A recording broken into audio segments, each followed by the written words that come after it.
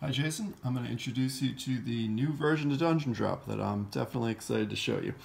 And right off the bat you can see there's some different stuff going on with the cubes. I haven't changed these in a while, but it led to some really interesting new changes. So what you're looking at here would be the new starting set of cubes. And this set of cubes you would start every single game with, no matter what the player count. There are going to be more cubes left over in this box. So you pull out this starting set, you leave these cubes in the box. I'll explain that later. And what we're looking at here, we got our pillar cubes. I know they're black instead of gray. Gold. Again, I got different color chests and keys here, but the same thing. We got our goblins, subtract 1 health point. Then we have the trolls that are worth a few more points, but subtract 2. And our dragon, which is going to go right into the dungeon here from the first drop, subtracts 3 health points, but scores a few more points. And then the big change you can see here is I've got these little guys, and these would be the same size as the other cubes. I'm just working with the parts I have. But I'm calling these gems, and they're going to open up some new scoring system. In order to get these in the game, I took out potions and tomes, which I know seems like a trade-off here, but bear with me and we'll see what you think. Okay, so I'm going to introduce you to the second big change here, which is what's going on with the characters. So I can, I'm all set up for like a 3-player game right now, and right away you're going to see that I've blocked out the race ability. So I'm totally changing this. I'm going to show you where this stuff went. Don't worry, it didn't get lost from the game, but right now it wouldn't be attached to the characters. So all you would see with your race card to begin the game is your starting initiative and your max number of health.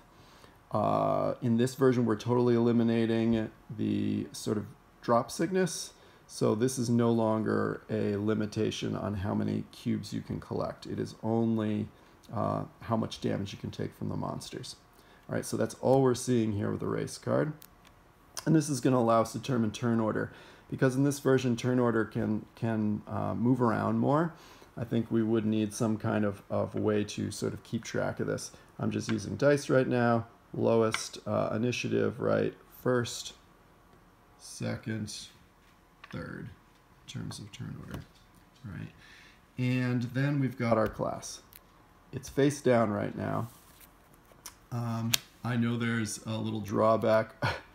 It was so nice visually to have this together, it's just visible all the time. In the version I'm testing right now, there's a reason I'm keeping it face down until scoring.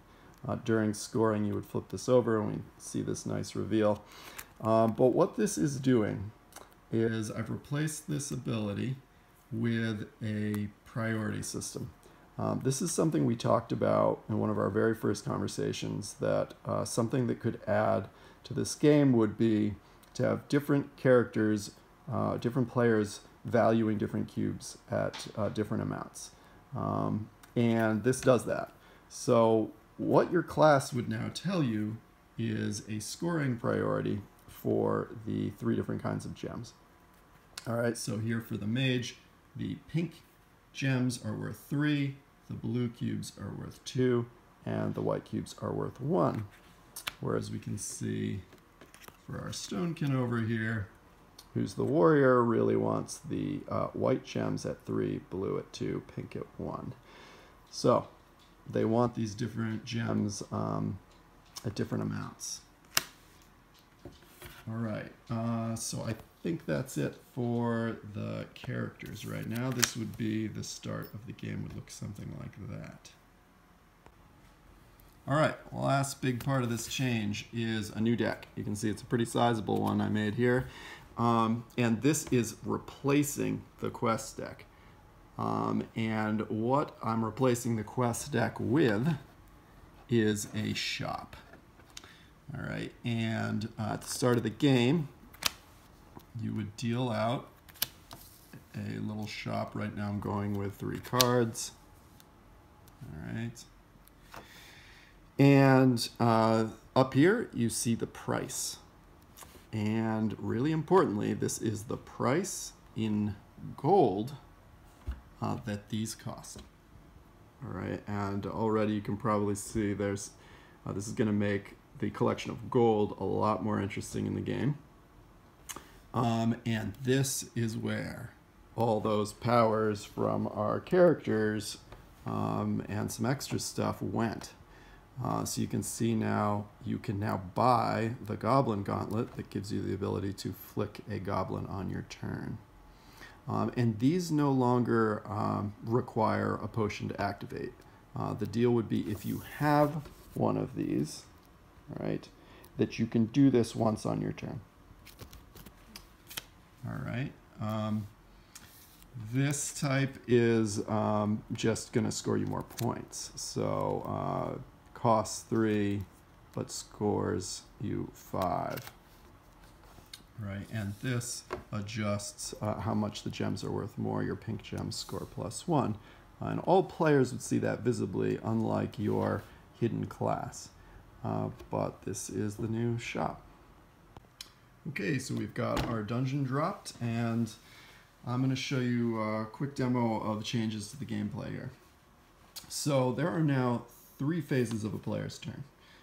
We've got our character going first, and the first thing that they are going to do on their turn is explore. All right, and what the explore phase is they are going to reach blindly into this box. And I was thinking the nice cube-shaped box that we have planned would be even better for this. But they reach blindly into this box and they take out 3 cubes. All right, so random draw from the pool that we had here. You pick out 3 cubes and you need to drop those into the dungeon. This is a small change, but I'm finding that it has a really big impact on the sustained gameplay, especially at the higher player counts. So basically what this is doing is continually dropping randomized little packets of 3 cubes into the dungeon. You can see it might be a pillar or a goblin or a new chest or gold, but that sense of kind of, hey, I explored some new stuff, I think really works sort of for the both for the crawl thematically, but also just to continually refresh what's in there. It's a small little addition, but the accumulated additions over the course of the whole game really keep this thing a heck of a lot more vibrant with more options. So that would be phase 1, just pick up 3 cubes from the box, drop them into the dungeon. All right. Phase 2, same as it's always been. We loot. All right, and we're going to look into our dungeon here. And I just want to point out, so this character is now looking to see that blue gems are worth more than pink gems. So as a quick demo here, we see this area. We now have some varied decision making to do, right? And we can see that this room here would be more valuable to this player than that room there. They get the pink cube in that room, they get the blue cube here, but they want the blue cube more. So let's say they make this room. All right, they take that loot, they bring it in here. That would be phase 2 of your turn. All right, loot the dungeon. The final phase of the turn would be the shop phase, where I could take this gold, all right, and spend it on new items. And this, I think, could address one of the biggest thematic issues with the game right now whenever I have a player say that it just doesn't feel like a dungeon crawl. Even though I loved the idea that thematically I could have this ability that corresponds to a gnome, the player doesn't have any control of any of that. Whereas having this shop and getting to customize your character, I think could really change the attachment that a character feels with the, or that a player feels with the character they create. So I got my 2 gold. I could buy the Goblin Gauntlet and give me that ability. I could buy this amethyst amulet so that my pink cubes are worth more, or I could save up for the crown. I'm going to have this player just spend 1 gold and get the Goblin Gauntlet. All right, and that's a new ability they're going to have for the rest of the game. And we would simply draw and replace this, all right, with a new card. So that's a player's turn. I'm going to show you the very last piece of all this right now, which is the end of a round. Okay, so we're at the end of a round. Each of our characters has made a room. And what we're going to do here is we are going to determine the weight of each character. And this is that little suggestion you came up with in the Discord channel the other day, but I'm finding this is really working in some interesting ways. So what we're going to do is kind of add up the weight of each character. So here for our first character, their weight is the number of cubes they have in their stash plus kind of just the weight of each item. So 1, 2, 3. Come over here. 1, 2, 3, 4, 5. Goblins collected, that's damage. I'm not counting that towards weight. And over here we have 1, 2, 3, 4, weight of 4. All right, so the lightest character is going to get first turn order. In that case, that's still the gnome, so they're going to stay at first turn. However, over here, the high elf 1, 2, 3, 4, 5 now is heavier than the stonekin at 4. So they are going to swap their turn order.